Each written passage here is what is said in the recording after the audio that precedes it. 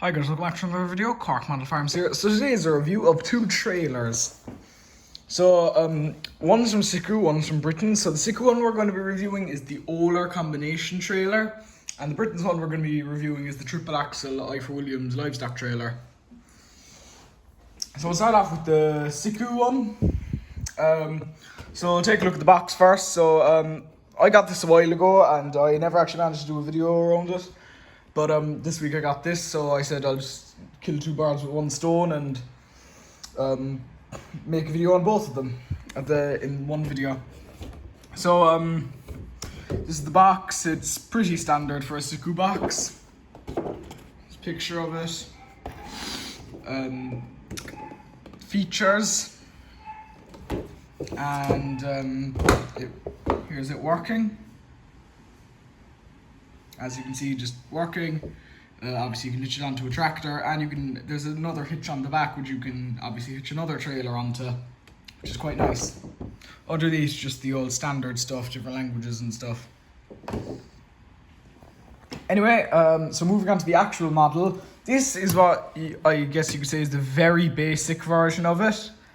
This is what it looks like. I can't remember is this what it looks like when it comes out of the box or not, but this is what it does look like without any of the attachments on. So we'll take a look kind of at the body of it first. So it tips. You could say, even though it only really has three purposes, or two purposes, you could say it has three, because you could use this as like a small flatbed to transport, let's just say, planks of wood or something. So looking at the actual model, you have nice metal flatbed. Everything is metal on it, I think. Well, the majority of the model is metal, which is nice. Lovely tires. The shoe or the weight is a little different to other models, because you have to do it like this basically. So it hitches onto a tractor and it works perfectly. So that's quite nice. So yeah, there's also the, I guess, crane or arm with a dangling little grab. It's quite a small grab, but you could grab maybe a small log or something. The cool thing about it is if you wanted to like maybe do some sort of a forestry conversion or something like that, like if you, for example, if you wanted to do like if you wanted to make like a skip hire lorry or something like that, you could probably just cut this off of this and just glue it to the back of a lorry or something. So, you know, if you've ever seen a skip hire lorry, they always have this attachment, and they get the bags and take them onto the back of the lorry. So, something you could do. So we'll take a look at the first of the three little, I guess you could say, attachments. So the first one is a small dump or grain trailer. So this is what it looks like with the first attachment on, the little grain trailer. So this is, as I said just there, it could be a grain trailer for like maybe a vintage tractor or a very small one, like a small John Deere or New Holland. So the back does open, so it looks good for tipping. But what I would recommend is adding I didn't know what this was at first, but then I realized it was actually the extension. Or no, sorry, that's the wrong way around. So this is the extension, so you can transport more. So you could say now it's kind of turned either from a large grain trailer to like it starts off as a normal grain trailer, and then it could go to a large grain trailer or a small silage trailer or some sort of a tipping trailer. So that's all good, but I think the reason that a lot of people get it is because of the forestry attachment. Oh, sorry. So you can actually use this as a fully functioning log trailer, which is nice. So you obviously, once all the logs are put on, you drive it off, and then if you want to move them like one by one, then you use the arm, obviously. So the arm goes over, gets a log, comes back and drops it. But to be honest, if you just want to dump all of them, then you probably just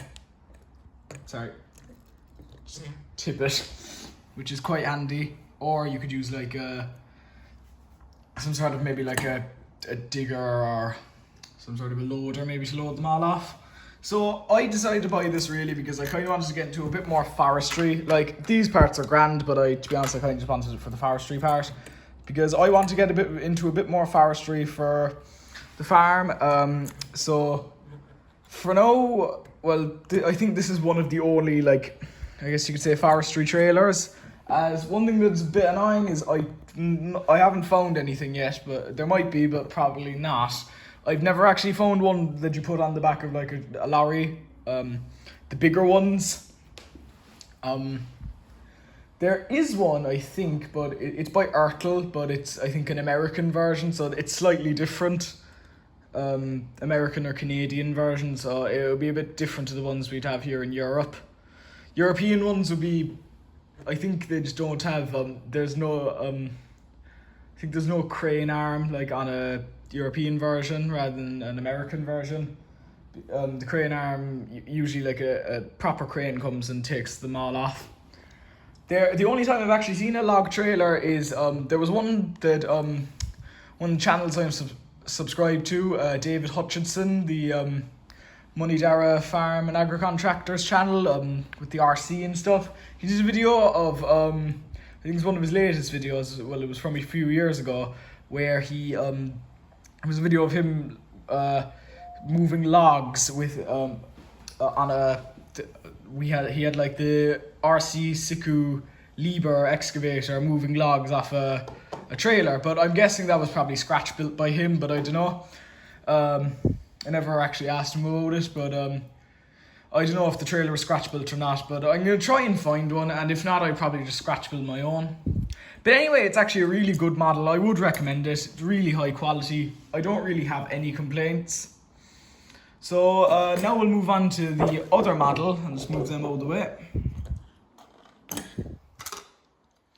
So the next model we're going to be looking at is the Britain's triple axle Ifor Williams livestock trailer. So pretty standard Britain's box. We've seen it plenty of times before. Picture of it.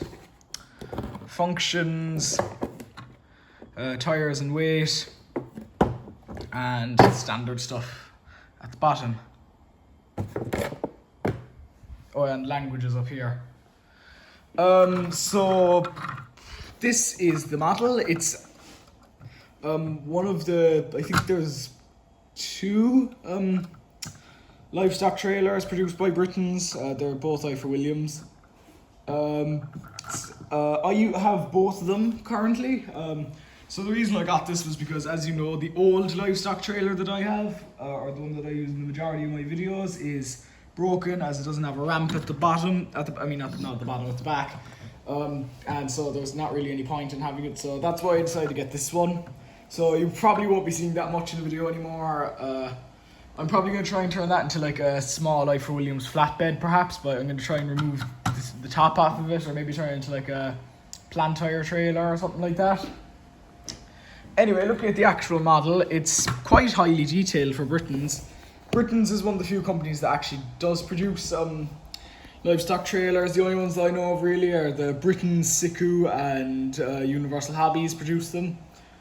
Siku also was a version of this trailer, I think, in both a standard and a muddy edition, which was in a set with a muddy, I think, Massey Ferguson, John Deere, New Holland, I can't remember. So yeah, pretty standard at the side, just the old logo. And then at the back here you have all the details that the real trailer would have. You have obviously the lights, another logo here. You get a nice little view inside the trailer. This license plate I actually did myself. I printed one off. I'll try and remove it there, so I'll just put you down for a second.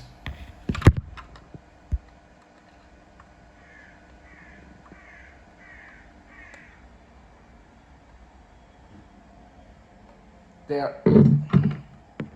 So here it's just removed now. So this is what was there originally. This yellow mark here. which is quite nice for Britons. I'm guessing that this was meant to be a license plate. This is where you were supposed to put a license plate. Either you could probably draw your own if you were confident enough, or you could just print one off like me, because I'm not as confident. I'm not a great drawer. Not drawer, but like I'd be worried that I'd mess something up. It's also a little kind of finicky there. It's be quite hard to, a little delicate as well, so quite hard. So I just added my own. I'll put it back on there quickly.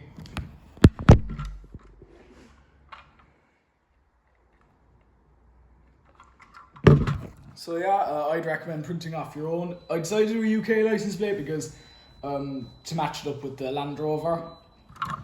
Same stuff on the side, just the the logo is on the other side and the colours are inverted.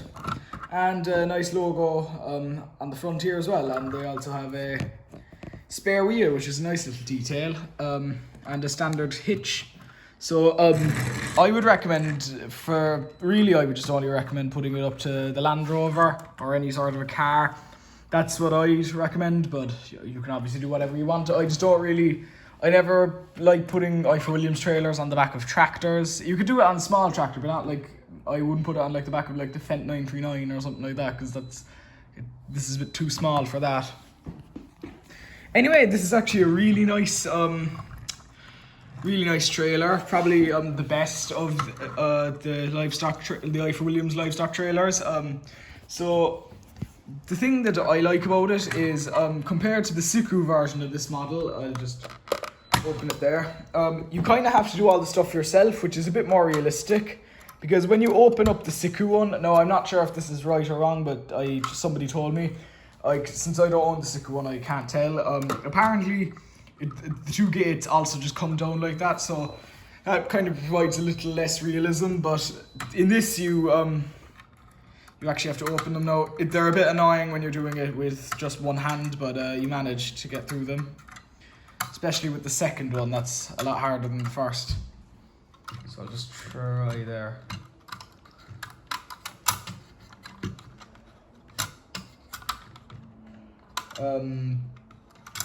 Sorry about this.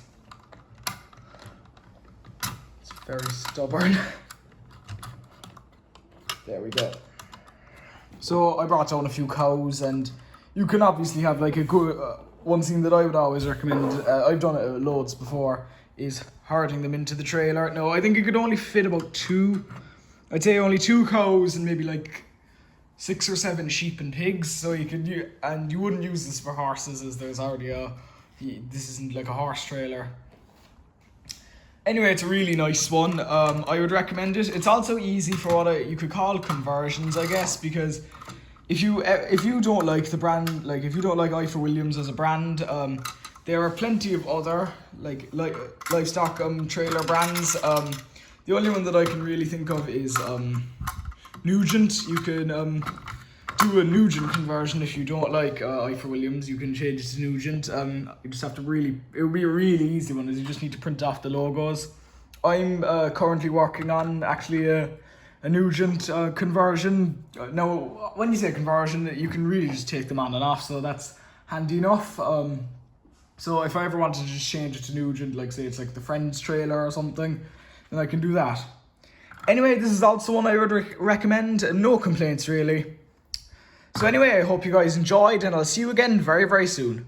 Bye.